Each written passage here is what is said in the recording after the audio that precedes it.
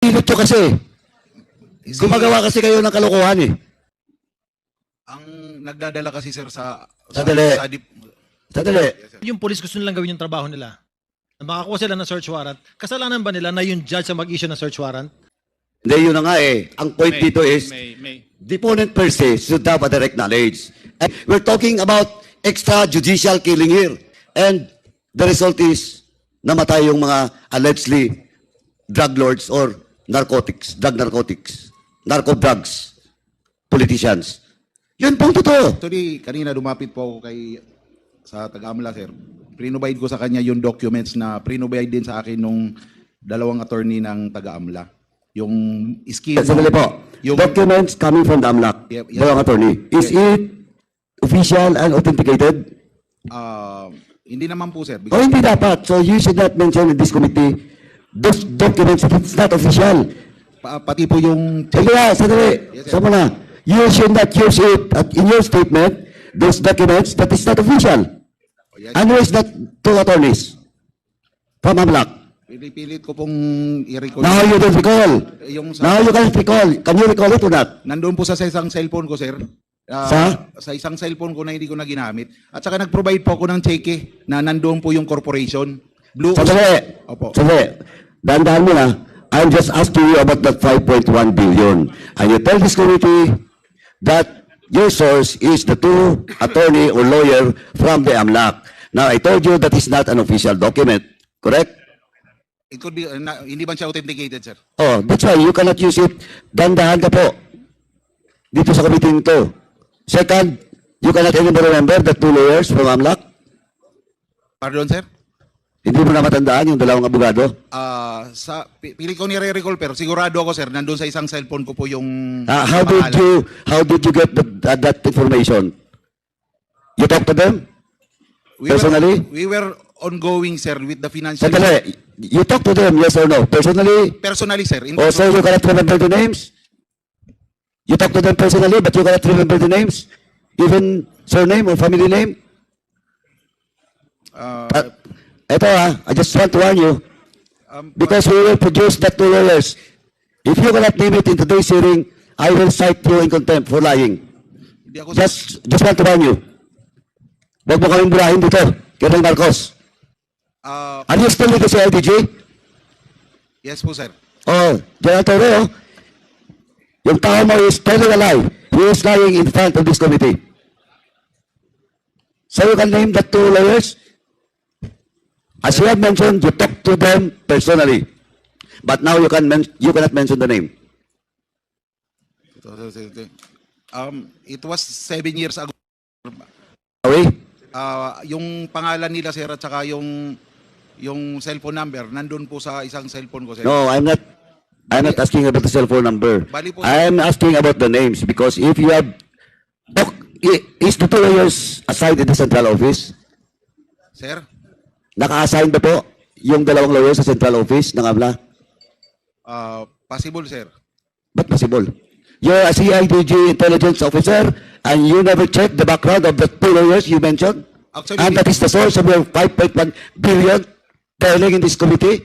Actually sir, these two lawyers conducted seminar on all CIDG personnel and regional When was that? Eto, lumalamlin tayo. 2016. Saan sir. yung seminar na yan? It was 2016 sir, training kami pertaining to money laundering. Saan yan? Dito sir sa Manila, lahat ng RC. Saan sa Manila? Isang hotel sir. Saan hotel? O, hindi mo na naman matandaan yung hotel. Actually, the training sir is mandatory for regional. Hindi nga, I'm asking you about the hotel. You cannot mention the name. Now you're telling us that there is a seminar in that hotel. And what is that hotel? Because we have to check that hotel. If indeed there's seminar on that day. I'll try to recall sir. Doon ko po nakilala yung dalawang lawyer. Eto, Colonel Marcos ha. Eto, I just want to warn you. Mr. Chair, Eto, this is your first offense of lying. Mr. Chair, Yes. with the indulgence of the Honorable Paduano, With the indulgence of Congressman one Paduano. question lang, one question. Yes, Congressman Nakop, you're recognized. Colonel Marcos, yung information regarding yung 5 billion ba, was it voluntarily given you or did you ask for it? It was voluntarily given to me sir. Then Because it is mandatory that you recall the names of the two AMLAC. Because that is not appropriate. yes sir, I will give sir the two names sir. Kami nga, hindi nga namin basta-basta makuha yung kwan kung walang predicate crime eh. I will provide the two names, sir. Yes, Because provide it. Otherwise, I will agree with the Honorable Paduano that you should be cited in contempt. Kasi sinagot mo yung katanungan sa katanungan ni Honorable Rodriguez, Gutierrez kanina. Yes. sir, Ikaw ang nag-volunteer nun na yung kwan ni Mr. Espinosa, ang transaction is worth 5 billion. can I explain a little, sir? Nung binigay po sa akin yung information, Hindi kita tinatanong. Ang tinanong ko lang sa iyo is, did you ask for the details or binolunteer ng AMLAC? it was voluntarily given to me kasi mayroon po silang binigay na documents on the scheme of the money laundering. Nandito po sa cellphone. Yun po ang binigay. Thank you, Honorable Paduano. Chairman, can I Please proceed? proceed. Amlak, is it normal? Kasi kami dito, pag nag-request kami, doon sa asset, freezing of assets, ang daming requirements. But Colonel Marcos is telling this committee na binigay sa kanya voluntarily that allegedly that 5.1 billion asset. And looking at your records, nandito ngayon hawak ko, and you mentioned it, wala. Di ba? Kaya is it normal, Amla? Your Honor, for the meeting that Colonel Marcos mentioned, well, it's usual occurrence for us to have coordination meetings with our counterparts, Your Honor. But as to the disclosure of transactions, I'm not really sure if, but me as an investigator, when we conduct these meetings, we don't readily disclose information because of the bank secrecy law and Sir, Section naalala 8. ko na. Si General Ubusan, sir, yung dalawang lawyer na taga-AMLA, inutusan niya, sir, na pumunta ng Tacloban para harapin ako, sir, because I was ongoing investigation on a Metrobank account also pertaining to drug money. Ngayon, sir, kaya ko minamit, sir, yung dalawang lawyer. Hindi ko naman sila personal na kilala, pero sinabi ni General Ubusan doon sa AMLA dalawang lawyer, pumunta kayo kay Colonel Marcos sa Region 8. You coordinate with him. He will give you all the information. Oh, Colonel Ano Marcos, nangyari? you're now changing your story. Tama? It is how I meet, sir, the two lawyers. Sandali. Opo, sir. So you're not changing your story? Yes or no? Hindi naman po, sir. Doon ko sila Anong hindi? You tell this committee a while ago that during your seminar, then all of a sudden, inutusan na certain General Busa, eto, problema pa, papatawag namin si General Busa. And if he deny it, lagot ka. Both occasions, sir, are true. Yung una, sir, na-meet ko sila dahil pinapunta sila ni General Ubusan sa Region 8. Mag-coordinate sa akin. Dali. After that, sir, dahil hindi si kumbinsido yung taga-AMLA sa knowledge namin pertaining to financial investigation on money laundering, nagpakandak po si General Ubusan ng seminar. Yun po. Doon ko na naman sila po na-meet uli. So nauna yung pagpunta nila sa Leyte. It was the first time that I met them kasi inutusan silang pumunta ng OTSO para mag-coordinate sa akin, may bigay ko yung mga impormasyon na kailangan nila. At the same time, sir, na-convince sila na yung mga chief ng CIDG hindi equipped pertaining to financial investigation. Mr. So, Chair. nagpakanda ko, sir, ng seminar. Mr. So you're, with the indulgence of General Acop, Chairman Acop after me. Ito na lang po, is you're telling that the two lawyers you cannot mention is lying? Lying po. Lying. Because on record, there is no such thing as 5.1 billion. So they're lying, but still you cannot mention their name? It is the, sir, Blue Oceanic Corporation Textile. No. What? Answer directly my question. Di ba? Sinabi mo 5 billion, 5.1 billion. Now we check with AMLA, wala. Now you're telling this committee that the two lawyers in which until now we cannot mention is lying? Wala naman sila dito, sir, para i-deny yung sinasabi ko. Hindi. This is record. Nako, Colonel Marcos, are you a lawyer? Hindi naman po. Oh, wag kang mag-lawyering dito. Hindi po ako nagdolori. Palusot ka, I am not a lawyer, pero hindi ka pwedeng lumusot dito.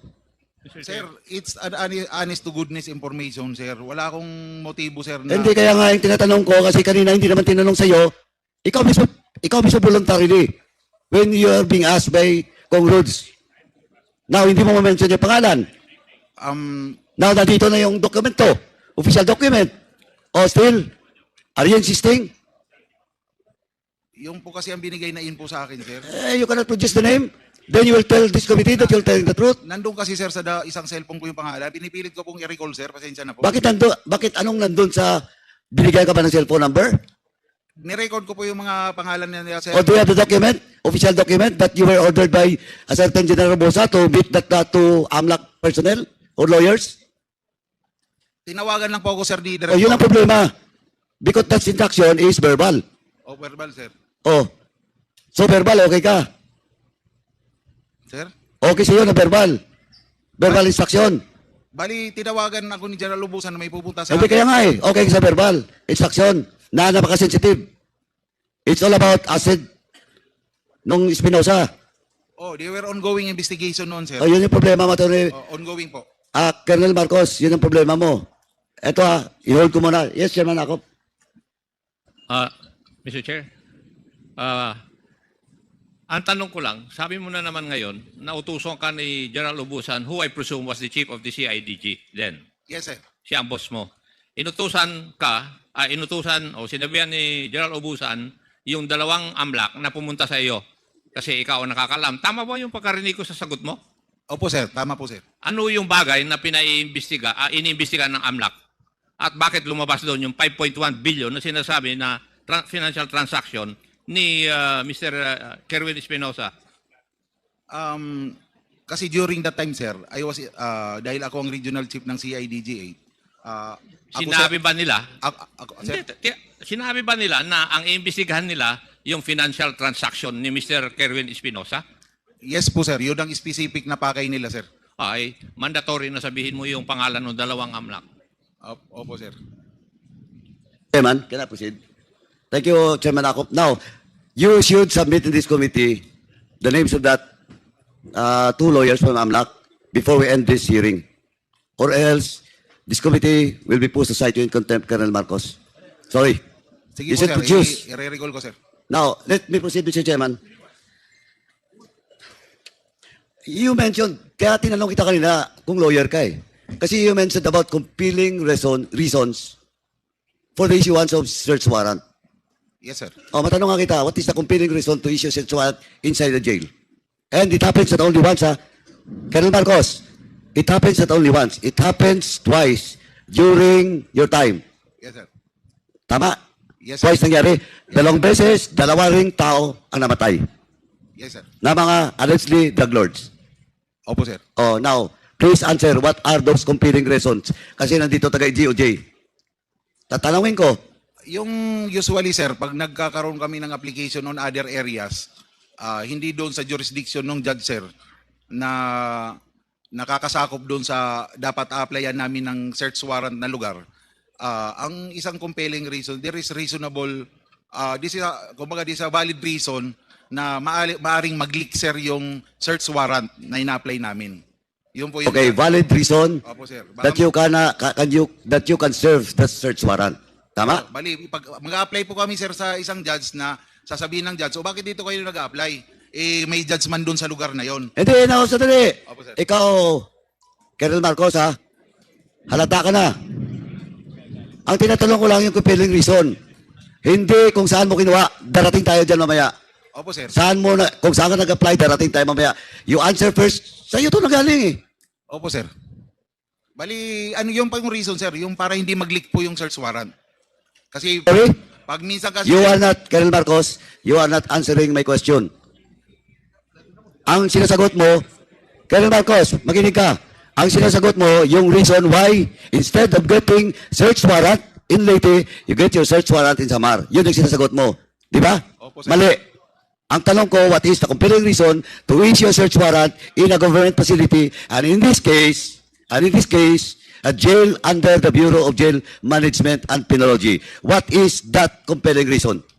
We have a reason to believe, sir, based on intel reports, that there is collusion between the jail guards. Again, you don't answer my question. Ang tinatanong ko, hindi kung saan ka kumuha ng search warrant. Ang tinatanong ko, yung sinasabi mong compelling reason to issue a search warrant inside a government facility, and in this case, sa jail, under the supervision of the BGMP. O anong compelling reason? May intel report nga kami, sir, na yung mga jail guards is medyo kumbaga patong na, sir, doon sa operation. Dali. Again, ha? yung tinasagot mo sa akin, application of search warrant, pupunta rin tayo doon mamaya. Ang tinatanong ko lang, ano yung sinasabi mong compelling reason for you to ask for search warrant and the court will issue a search warrant indeed in a government facility and in this case, jail under the BGMP. Ikaw nagsabi. Because there is a criminal act going on, sir, inside the jail. Kumbaga, mayroong... Criminal act? Oh, parang may... Okay, mamaya punta natin. DOJ. Nandito yung DOJ? Criminal act ha? Tandaan mo ha, Colonel Marcos, pag nagkamali ka dito, na nagsisinungaling ka, baka baguhin mo na, I will cite you in contempt. DOJ, did you get the question that I raised to Colonel Marcos na defensive siya, umiiwas siya, nasagutin? O what is that compelling reason daw? Is there a compelling reason to issue search warrant in the jail? Mr. Chair, regarding that particular case, Mr. Chair, there's already an en banc decision by the Supreme Court, saying that there is no compelling reason for the issuance or for the issuance of the warrant. I mean, there's no compelling reason for the application of a search warrant in a jail facility, Mr. Chair. That is a jurisprudence. Yes, Mr. Chair. Oh, Colonel Marcos, eto, hindi ako lawyer, pero ganun din pagkaintindi ko. Eto, DOJ na yung sasabi. Oh, do you want to contest the opinion of the legal minds from DOJ? Hindi po, sir. Oh, better not talk. Kasi yun lang tanong ko eh. Now, next. Ito ay establish. Okay. Kasi under the jail management, may uplan galuga dyan eh. Di ba? That is the standard operating procedure of the BGMP if indeed there is an information that that jail, particular jail, may illegal na nangyayari sa loob. Oh, you know. I agree, sir. Oh, so you now agree that you cannot supposedly use that apply a search warrant. That is the opinion of the DOJ. Actually, sir, yung operation na yun, hindi naman talaga papayag na papasok sa isang decision. Sandali, punta natin mamaya yun. Ang tinatanong ko lang muna dito, I just want to establish that you should not apply a search warrant in a jail. That is now a jurisprudence. Yes, sir. Okay, let me proceed. Ito tatlong case. Now, in the case of Egay Alvarez, isabi ko na sa'yo para baka mamaya, Egay Alvarez happens August 11. After, the day before Paranaque case of Bantag happens. And 2 days after, August 13, the case, the 3 Chinese national was killed inside the Picol. The first, kung baga, babalikan ko yon mamaya pag nandito si Garma, the first, at saka si Leonardo, the first incident na may impact doon sa war on drugs is the case happened in your area. And that is the case of Egay Alvarez, happens to be a detainee at the time, and allegedly a drug lord, and he was killed inside his jail because of your search warrant. Tama? Yes, sir. Okay, now, first question. Sino ang judge na nag-issue ng search warrant? In the case, sir, of Abuyog Penal Colony, ang nag-issue po is si Judge Janet Cabaluna po, sir. Si Janet Cabaluna. Opo, sir. And she was also the judge that you applied first for Mayor Espinosa. Hindi po, sir. Ibang judge naman po, sir. Bali si Judge Starcelo Sabari naman kay Espinosa, sir. Pero taga Samar yun. Samar po na ano. Samar din yung isa. Yung Cabaluna. Hindi, nalimutan ko na, sir, kung Ah. kasi hindi po akong applicant. Hindi ko nga makalimutan eh. Si Major Laraga po ang applicant, sir. But yeah, Major Lala is under you. Opo, sir. Oh. Ah, Kaya nga nagkakaso ka doon, di ba? Opo, sir. Hindi ko, basta within late yata, sir, si Judge Cabaluna. O hindi, or Samar. Hindi lang ako sure kung saan, sir. Colonel naman, kanina mo pa dinipinsan niya, you have to take search warrant outside of the jurisdiction because the connection of blah, blah, blah to the jail, the court. Samar. Tapos ngayon, ayaw mo aminin, taga Samar. Samar siguro, Samar, sir. Ay, hindi nga ako involved doon eh. Pero alam ko na taga Samar. Opo, sir.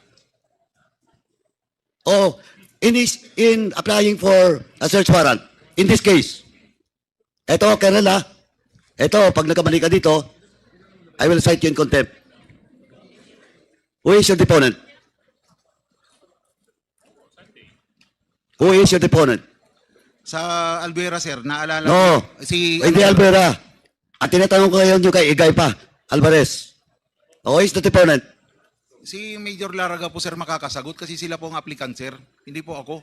Hindi sila pumunta sa judge. Pero maalala ko But, sandali, but yung major is under your watch. Opo sir. Tama? Opo sir. Oh, di ba? Hindi. Oh, so you allow that major to ask for a search warrant without knowing the deponent? Sir, ganito pong procedure namin sa CIDG. Yung mga provincial officers po namin, kanya-kanya po yan nag-a-apply ng search warrant. Ang regional chief po sir, hindi po nagtatanong kung sino po ang deponent. Sandali. Opo sir, ganun po Sandali. procedure namin. But, Colonel Marcos, ito part of the drug war. And in Region 8, you're the one supervising such campaign as CIDG chief. Opo sir. Oh, now, sinong major yon? Police Major Leo Laraga sir. Siya ang provincial. Ngayon, he's assigned in where? Leyte provincial chief siya. Ngayon, saan siya naka-assign? CIDG pa rin ngayon sir. Is he active? Yes sir. Mr. Chairman, can we ask General Torre to check that a certain major and He is assigned with RFU 8 now sir. RFU 8? Oh, CIDG 8 sir. 8. She is the chief. No po, sa ngayon siya ang chief investigator yata doon sir. Oh, can you call him? Colonel Torre, can you check? General Torre, can you check? Yes, sir. We'll do that. Please check the deponent of such search warrant. Mag-feedback ako, sir. Oh, ganito lang, Colonel Marcos. Yung deponent ba, police? Civilian sir. Civilian? Usually civilian sir. Hindi, tinatanong ko in this case, hindi mo alam. Sa Abuyog sir na search warrant, di ko po talaga sir Okay, now, doon sa Baybay. Civilian sir, Paul Olindan. Sino? Paul Olindan. O Paul Olindan. Opo, sir. Is Paul Olindan a jail guard? Hindi po sir. A detainee? Detainee ba siya? Dati sir, dating preso yan sir. Oh, eto, Colonel Marcos, dating preso. Oh, kailan siya nakalabas sa bilangguan? Ano siya sir, naka-parole eh. O nga, kailan nga nakalaya? Kailan nakalaya? Hindi ko alam ang... Matagal na, before the incident happened. Oh, matagal na po. Okay, now, how can a deponent should have a direct knowledge? Di ba? Yes sir. O, paano siya magkaroon ng direct knowledge doon sa selda, sa cell ni Mayor Espinosa kung he's not anymore a detainee? Pinipilot nyo kasi. Gumagawa kasi kayo ng kalokohan eh. Sir, ang humaharap po kasi sa judge. Hindi, tinatanong ko sa iyo, kung ang deponent mo is a former PDL, under parole, anong direct knowledge doon sa loob ng silda ni Mayor? Ang nagdadala kasi sir sa... Sandali. Sandali. Yes sir. Oh, yung deponent mo, may direct knowledge ba? Wala. It will be based on the appreciation. Hindi nga, ito nga ngayon, tinatanong kita, he's not anymore a PDL, under parole, he was not there in the jail, and still you use him as a deponent because you have something plan, a different plan for Mayor Espinosa. Oh, Mr. Chair, clarification, Mr. Chair. yes. This Yes, related to regarding the this question, issue, sir. Mr. Chair, yes. Okay. I'd like to ask in layman's terms, Mr. Chair. Dahil gusto nilang gawin, dahil yung police gusto nilang gawin yung trabaho nila, na makakuha sila ng search warrant, kasalanan ba nila na yung judge ang mag-issue ng search warrant? Now, if there is a jurisprudence from the Supreme Court, bakit nag-issue ang judge? Hindi, yun na nga eh. Ang point dito is, May. deponent per se should have a direct knowledge. And of course, may problema ang judge. But at the same time, may problema kayong mga pulis. Alam mo bakit? Because you're forcing it to have a deponent without direct knowledge and you talk to the judge, in which ang judge ito may problema din, then you operate not on the reason of the items supposedly under the search warrant. Yun ang malinaw eh. Namatay si Egay Alvarez. Hindi ko sinasabi na he's not a drug lord. When in fact, ako alam ko, he's a drug lord. Pati source niya. Pati yung namatay dun sa Dapicol. But of course, it's a different thing. It's a different story. We're talking about extrajudicial killing here. And hindi to simpleng coincidence. Hindi simpleng coincidence. Kasi dalawang jail sa Leyte, ang nangyari, you serve a search warrant and the result is namatay yung mga allegedly drug lords or narco drugs, politicians. Yun pong totoo. Di ba? Ang sinasabi ko, I am not defending here the drug pushers, the drug lords. But what I'm saying is, you're violating the law. Because you have a different purpose in getting the search warrant. Yun ang malinaw. And history is telling us now, it never happens na lumabas ang katotohanan during the previous administration because that is part of the drug war. Yun ang malinaw. Chairman Akop? Congressman Paduano, kindly wrap up. Chairman Akop, I thought you will... Anyway. Now, Colonel Marcos, you produced the deponent. The names of the deponent. I will call Major Laraga, sir. After the, tatawagan ko kagad. Ayun, si General Torre.